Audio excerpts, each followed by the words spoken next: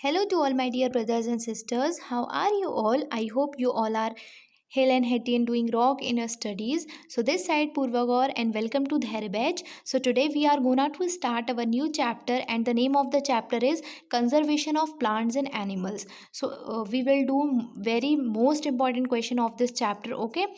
So without wasting our precious time, let's start with question number first. So the question number first is saying that WWF works in the field of. It means that WWF stands for what? Water conservation, forest conservation, wildlife conservation, या human resource conservation. So it's obvious that WWF stands for wildlife conservation. So option C will be the correct answer. Now the question number 2 is wildlife is depleting due to. इसका मतलब है कि wildlife जो है उसका depletion किसकी वजह से हो रहा है, उसका रीज़न क्या है. So the reason behind it what? Soil erosion, hunting and poaching, loss of sunlight, loss of minerals. So of course सी बात है कि अगर ज़्यादा हंटिंग एंड पोचिंग होगी एनिमल्स की तो क्या होगा? एनिमल्स का डिप्लीशन होगा, यानी कि वाइल्ड लाइफ का डिप्लीशन होगा. ठीक है.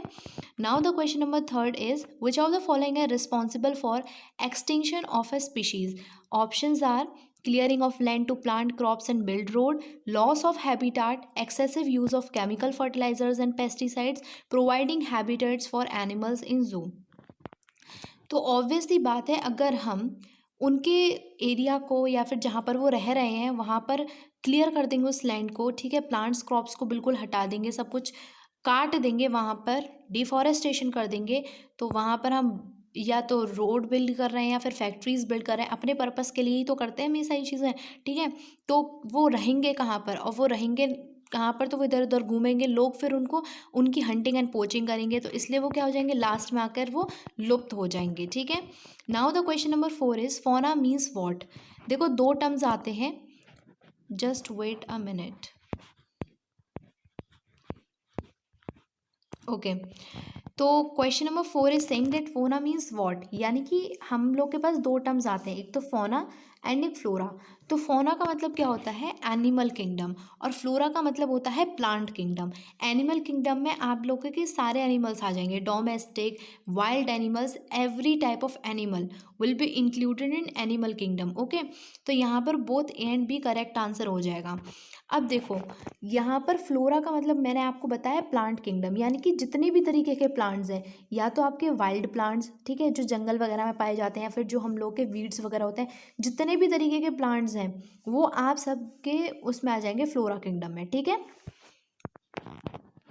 Okay. Now the question number 5 is endemic species are. पहले मैं आपको बता देती हूँ, हिंदी में एक्सप्लेन कर देती हूँ. एंडेमिक स्पीशीज़ वो स्पीशीज़ होती हैं जो किसी एक पर्टिकुलर एरिया पर पाई जाती हैं. मतलब ऐसा नहीं है कि एंडेमिक स्पीशीज़, ऐसा नहीं है कि अगर वो किसी एक देश में पाई जा रही हैं, किसी एक जगह पर पाई जा रही है, तो वो दूसरे एरिया में भी पाई जाएंगी, ऐसा नहीं होता है. अगर वो एक एरिया में पाई जा रही है तो उसका मतलब वो वहीं पर ही पाई जाएंगी, और कहीं पर वो दुनिया में कहीं पर भी नहीं मिलेंगी. ठीक है. तो एंडेमिक स्पीशीज़ का मतलब यही होता है कि किसी एक एक्सक्लूसिव एरिया पर वो स्पीशीज़ पाई जाती हैं. ओके. सो द क्वेश्चन का आंसर क्या होगा, exclusive found in a particular area only. ठीक है. या फिर हम ये भी बोल सकते हैं कि endemic species are those species which are found exclusive in a particular area. Okay. Now the question number 6 is saying that zoo are places, यानी कि जो जू होते हैं वो कैसे प्लेसेस होते हैं, कैसी जगह होती है, वहाँ पर होता क्या है basically. Where wild animals are protected and preserved, where animals are protected in artificial settings instead of their natural habitat, or reserves which are large and diverse enough to protect whole sets of an ecosystem.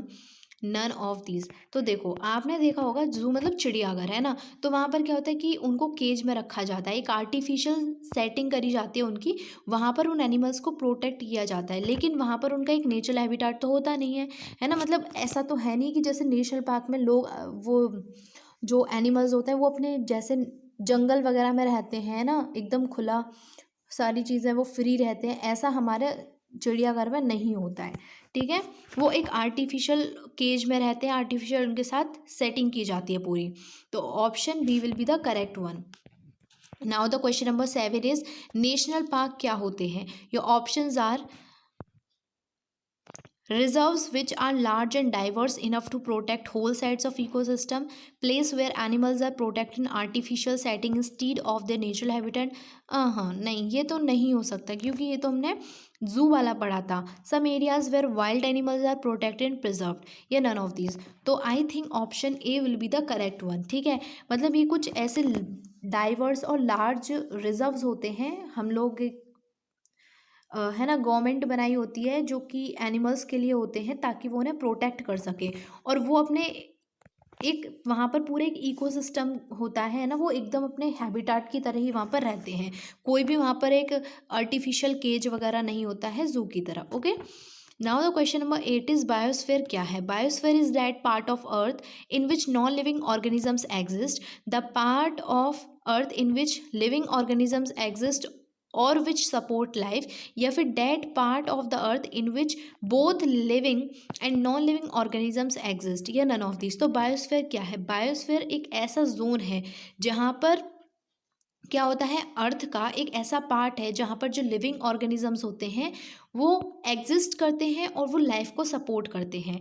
All right, so option B will be the correct one. Okay, let's move on question number 9।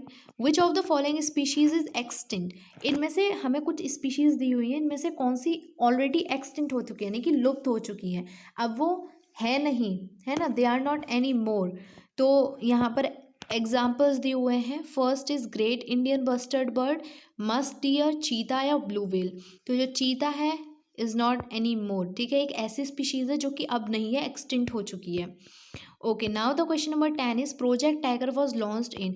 ये बहुत important question है कि project tiger जो था वो कब launch हुआ था। तो project tiger was launched in I think 1973 में वो लॉन्च हुआ था। ठीक है, okay, now the question number 11 is national forest policy was implemented by government of India in. एक नेशनल फॉरेस्ट पॉलिसी आई थी जो कि गवर्नमेंट ने लागू करी थी, वो कब करी थी। तो वो गवर्नमेंट ने लागू करी थी 1952 में। Okay, option C will be the correct one.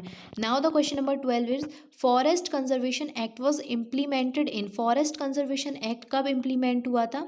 तो forest conservation act was implemented in 1980। ये कुछ इंपॉर्टेंट डेट्स हैं, वो आपको याद रखनी है। Okay, question number 13 is the conservation of fertile land into desert. कोई भी एक फर्टाइल लैंड होती है वो डेजर्ट में कन्वर्ट हो जाती है, उस प्रोसेस को क्या बोलते हैं। तो उस प्रोसेस को बोलते हैं desertification.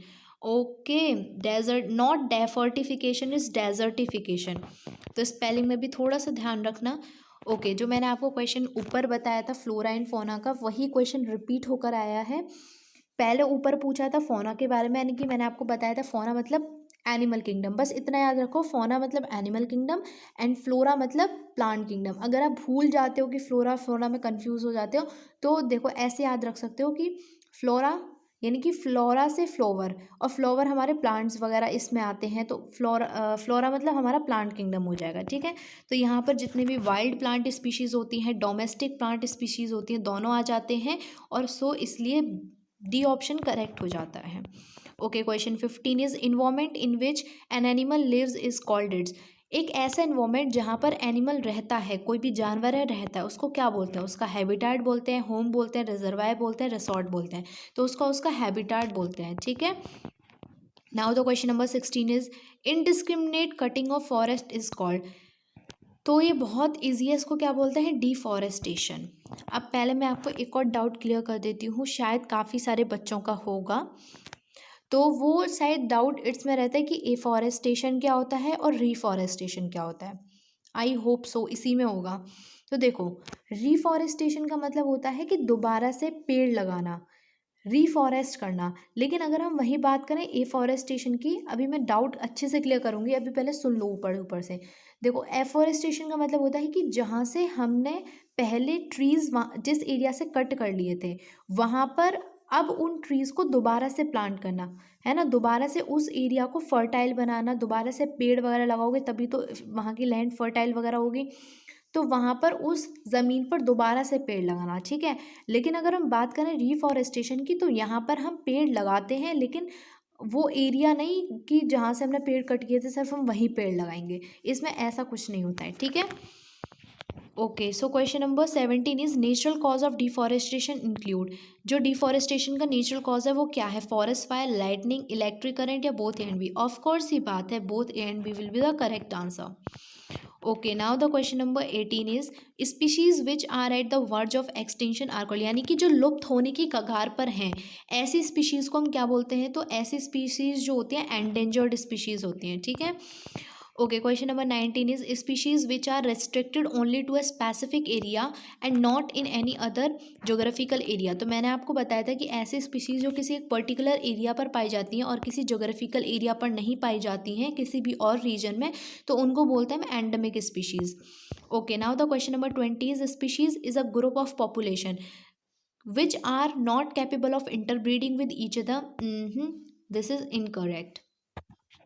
Which are capable of interbreeding with each other? Let's see what will be the correct answer. Having same features या none of these? Having same features की तो हम नहीं बोल सकते हैं, but they are capable of interbreeding with each other. Okay, ये question पूछा गया था तो इस क्वेश्चन को अच्छे से पढ़ लीजिएगा, अच्छे से याद कर लीजिएगा। Question 21 is wild life sanctuaries are. जो वाइल्ड लाइफ सेंचुरीज होती हैं वो क्या होती हैं? Some areas where wild animals are protected and preserve. कुछ ऐसे एरियाज जहाँ पर वाइल्ड एनिमल्स प्रोटेक्ट किए जाते हैं, प्रिजर्व किए जाते हैं, या ऐसी जगह जहाँ पर एनिमल्स को प्रोटेक्ट किया जाता है आर्टिफिशियल केज में, सेटिंग्स में, instead of their natural habitat, या रिजर्व्स होते हैं which are large and diverse enough to protect whole sides of ecosystem, या नन ऑफ दीज। तो हमारी जो वाइल्ड लाइफ सेंचुरीज होती हैं वो क्या होते हैं? Some areas where wild animals are protected and preserved. Okay. Now the question number 22 is which of the following is not under a conservation category of wildlife? Extinct, endangered, endemic and vulnerable. तो यहाँ पे already answer दिख चुका है, तो D will be the correct answer. Okay, now the question number 23 is different species are classified into different traits of categories in the। तो वो कौन सी हम उसमें उनके डेटा को स्टोर करते हैं? Yellow data book, black data book, या ब्लू डेटा बुक, या रेड डेटा बुक? तो आंसर क्या होगा? रेड डेटा बुक जो होती है उसमें जितने भी हम लोग की एंडेंजर्ड, एक्सटिंक्ट है ना, जो एंडेमिक स्पीशीज़ या फिर जो भी स्पीशीज़ होती हैं उन सब का डेटा हम इसमें जो है स्टोर करते हैं, ठीक है, या फिर लिखते हैं। सारा डेटा इसी में स्टोर रहता है। Okay, so that's all for today. ये भी आप खुद से ट्राई करिएगा, ठीक है। मैच द फॉलोइंग या फिर ये ट्रू फॉल्स हो गए, तो आप खुद से ट्राई करिएगा। And thank you so much and best of luck for your exam.